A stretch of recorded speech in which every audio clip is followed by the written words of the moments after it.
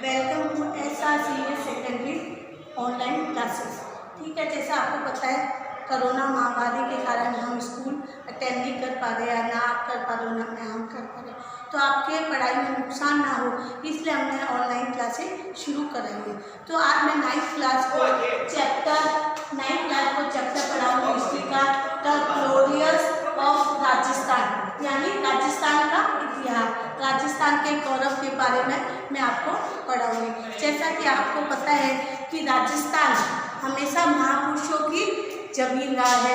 यहाँ वीर योद्धाएं हुए हैं, इन्होंने स्वतंत्रता के लिए अपने प्राणों की आहुति दी है। जिसमें हम नाम ले तो पप्पा रावल है, पृथ्वीराज चौहान है, ठीक है, वीर तुर्कादास है, राणा सांगा है, और इसके अलावा कई लोक देवता भी हुए जैसे पीपा जी, कोका जी, रामदेव जी, ये सारे लोक देवता हुए।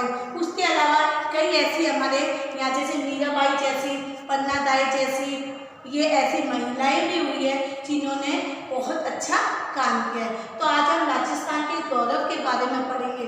उसके बाद मैं आपको 3 टॉपिक पढ़ाऊंगी। पहला है बप्पा रावल, सेकंड हमारा आएगा पृथ्वीराज चौहान, और तीसरा मैं पढ़ाऊंगी आपको मीराबाई। तो हम शुरू करते हैं आज हम राजस्थान के गौरव के। सबसे पहले हम पढ़ेंगे पप्पा रावल। तो पप्पा रावल के बारे में कहा जाता है कि ये गुइल डायनेस्टी मेवाड़ के राजा थे, लेकिन कहा जाता है इनके बचपन के बारे में कोई भी विद्वान एकमत नहीं है। ये कैसे जन्मे, इनका क्या माता पिता का नाम है, इसके बारे में हमें कुछ भी नहीं पता है। कहा जाता है कि ये एक लिंग जी के बाद नागता गांव में गाय चराया करते थे बचपन में। तो वहाँ पर ये हरित राशि नाम के व्यक्ति के संपर्क में आए, और हरित राशि की इन्होंने खूब सेवा की। इनकी सेवा से प्रसन्न होकर इन्होंने देखा कि हरित राशि ने देखा कि इस बालक में वो प्रतिभा है जो आगे चलकर एक राजा में होनी चाहिए। तो उन्होंने उसको वैसे ही प्रशिक्षण दिया जैसा कि चाणक्य ने चंद्रगुप्त को दिया, और हरित राशि ने इनको आर्थिक रूप से भी बहुत सपोर्ट किया, और इनको आप कह सकते हैं राजनीति पॉलिटिकल के बारे में सिखाया, युद्ध कला सिखाई, ठीक है। और इनके कह सकते हैं कि जब इन्होंने इतनी सेवा की पप्पा रावल ने, तो हरित राशि ने इनको एक वरदान लिख दिया था, कहा कि तुम्हारी जो भी वंशज है वो मेवाड़ पर हमेशा राज्य करेंगे। और ये सही भी है। 1947 में जब इंडिया आज़ाद हुआ, जब तक वहाँ पे मेवाड़ में इनके वंशजों का ही राज्य रहा। तो अब मेवाड़ में जैसे ही जब इन्होंने प्रशिक्षण दिया पप्पा रावल को हरित राशि ने, हरित राशि जब वृद्ध अवस्था में आ गए तो उन्होंने इसको आर्थिक सहायता दी थी। उसी टाइम भारत में पश्चिमी दिशा की तरफ से अरब खलीफाओं का आक्रमण हो रहा था। उन्होंने आक्रमण हो रहा था और वो हिंदुओं को मुस्लिम बना रहे थे। तो इससे हरित राशि बहुत ही दुखी थे। तो उन्होंने पप्पा रावल को उसकी कमान सौंपी और हरित राशि का देहांत हो गया। पप्पा रावल ने उसी टाइम क्या किया, उसी टाइम चित्तौड़ पर आक्रमण किया, सैनिकों को संगठित करके चित्तौड़ पर आक्रमण किया और चित्तौड़ पे भी राजा बन गए।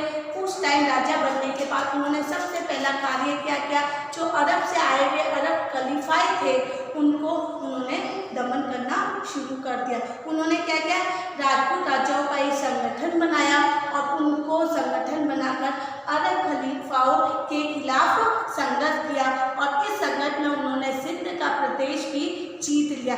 सिंध में उन्होंने अरब खलीफाओं को खदेड़ दिया, और उसके अलावा ईरान और इराक वहाँ पे भी जो अरब खलीफाओं का था उनको भी खदेड़ दिया, और इन्होंने इस तरह हमारे भारत से अरब खलीफाओं को समाप्त कर दिया।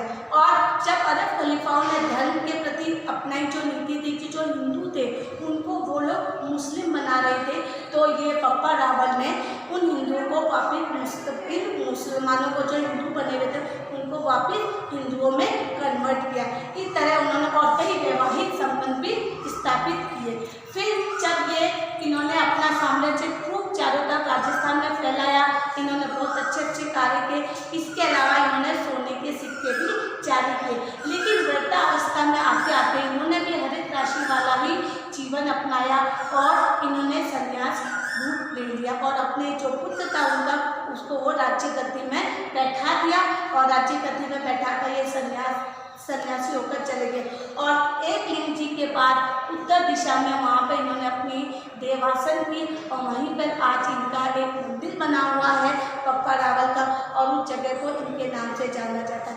इस प्रकार हमने देखा कि एक गाय चराता हुआ व्यक्ति कहाँ पहुँच गया और अपने हिंदुओं के प्रति कितना अच्छा काम किया, और उनके वंशज 1947 तक हमारे राजस्थान के मेवाड़ में शासन करते रहे। वो बहुत ही पराक्रमी और निष्ठावान और बहुत ही वीर सैनिक थे, योद्धा थे। अब हमने पप्पा रावल के बाद पढ़कर अब हम आएंगे सेकंड हमारा टॉपिक है पृथ्वीराज चौहान। इसके बारे में तो आपने पढ़ा है कि सबसे पृथ्वीराज चौहान का 2 लड़ाई फेमस है। फर्स्ट बैटल ऑफ तराइन 1191 में और सेकंड है बैटल ऑफ तराइन 1192 में। तो पृथ्वीराज का ये युद्ध हुआ था मोहम्मद गौरी के लिए। लेकिन पहले हम इनकी जीवनी के बारे में मैं आपको थोड़ा बताऊंगी कि इनके 12th सेंचुरी में इनका 12th सेंचुरी में ये मेवाड़ के शासक बने, लेकिन इनके पिता सोमेश्वर देव बहुत ही जल्दी मृत्यु को प्राप्त हो गए थे। तो 11 वर्ष की छोटी सी आयु में इन्होंने राज्य गद्दी संभाली। इनकी माता का नाम था कपूर देवी। कपूरा देवी ने अपने बेटे को राज्य गद्दी दी और उनके साथ वो खुद है ना शासन चलाती थी। अपने मंत्रियों को और सिपाहियों को जो उनके वो थे विश्वसनीय थे उनके साथ वो करती थी। धीरे धीरे जैसे जैसे पृथ्वीराज चौहान बड़े हुए उन्होंने राजगद्दी अपने हाथ में ले ली। उसके बाद उन्होंने बहुत सारे युद्ध किए और अपने आसपास के मेवाड़ राजस्थान के जो राज्य थे उनको विजय प्राप्त की। 1186 से 1191 तक हम कह सकते हैं कि मोहम्मद गौरी ने इंडिया में बहुत आक्रमण किया और वो यहाँ से लूटकर गजनी ले जाया जाता है। मोहम्मद गौरी कहाँ से आया था? आप लोगों को पता है कि मोहम्मद गौरी गजनी से आया था। तो उसने क्या यहाँ आकर वो लूटपाट करता और चला जाता। तो उसी टाइम पृथ्वी चौहान को जब इसके बारे में पृथ्वीराज चौहान के साथ उसकी है ना 1186 से लेकर 1191 तक खूब सारी लड़ाइयाँ हुई, जिसमें से मेन 2 है जो हम आज आप उसके बारे में मैं आपको बताता हूँ। पहले उनकी फर्स्ट लड़ाई हुई थी, मतलब फर्स्ट बैटल ऑफ तराइन 1191 में तराइन का प्रथम युद्ध हुआ। इसमें पृथ्वीराज चौहान विजयी हुआ। उसने मोहम्मद गौरी को हरा दिया और मोहम्मद गौरी की सेना भागकर गजनी चली गई। सबसे बड़ी भूल यही थी कि इसने उस टाइम मोहम्मद गजनी को दबाया नहीं, उसको जाने दिया। एक साल बाद मोहम्मद गजनी अपनी पूरी तैयारी के साथ आया और उसने 1192 में यानी 1192 में सेकंड वापिस तराइन का युद्ध हुआ। इसमें हमारे पृथ्वीराज चौहान ने सोचा कि जैसे मैंने उसको पहले हराया इस बार भी हरा दूंगा, लेकिन इस बार उल्टा हुआ। इस बार जो गौरी था उसने षड्यंत्र का रूप धारण किया। उसने क्या कि जो सुबह सुबह का टाइम होता है नृत्य क्रिया करने का, उस टाइम राजपूत जब अपने नृत्य क्रिया में थे उसी टाइम उसने मोहम्मद गौरी ने आक्रमण किया और राजपूत सैनिकों को हराया। राजपूत सेना भागी तो उसने पृथ्वीराज चौहान की गलती नहीं अपनाई, उसने उस सेना को खदेड़ दिया और पृथ्वीराज चौहान को बंदी बना लिया और अपने साथ गजनी ले गया। और कहा जाता है, इतिहासकार कहते हैं कि वहाँ जाकर उसको अंधा बना दिया और कैद में रख दिया।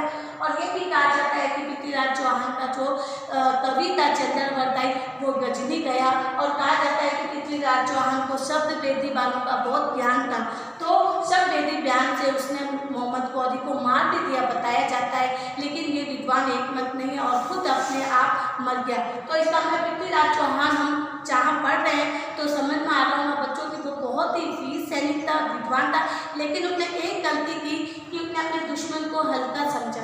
क्यों? अगर वो पहले टाइम में अगर मोहम्मद गौरी को समाप्त कर देता तो वो दोबारा आता नहीं और उसके साथ वो उसको पकड़ कर नहीं ले जाता। ठीक है, ये गलती के कारण आज इतिहास कुछ और है। अब हमने 2 टॉपिक पढ़े हैं, बप्पा रावल और पृथ्वीराज चौहान, ये दोनों सैनिक थे। लेकिन आज हम तीसरा टॉपिक पढ़ेंगे मीराबाई के बारे में। तो आप सब जानते हैं कि कृष्ण की शक्ति में, कृष्ण की भक्ति में ये लीन रहती थी। लेकिन इनका जन्म हुआ था 1498 में मेरठा के कुड़की गांव में इनका जन्म हुआ था और इनके पिता का नाम रतन सिंह था और इनकी शादी 1591 में भोजराज के साथ हो गई थी। लेकिन कहा जाता है कि छोटे से थी तो एक बार किसी बारात को देखी तो इन्होंने अपनी माता को बोला कि ये किसका दूल्हा जा रहा है। तो माता ने कहा ये दूल्हा जा रहा है, तो क्या मेरा दूल्हा कौन है। तो उनकी माता ने उन्हें बचपन में कहा तेरा दूल्हा तो कृष्ण है। जब से ये कृष्ण भक्ति में लीन हो गई और इनकी शादी के बाद भी इन्होंने कृष्ण भक्ति नहीं छोड़ी। लेकिन हम कह सकते हैं कि 7 साल बाद की शादी के 7 साल बाद ही मैरिज हुई, इनके पति की गुजरात की मृत्यु हो गई। तो इन्होंने सन्यासी जीवन ले लिया। लेकिन इनके देवर ने हमेशा कहा कि आप भाभी सन्यास जीवन ना लेकर आप हमारे साथ हो। लेकिन ये साधु संतों के पास रहते थे और वहीं पे भजन कीर्तन करते थे और अपना जीवन व्यतीत किया। एंड में वो वृंदावन चली गई, वहीं पर उन्होंने अपनी देह त्यागी।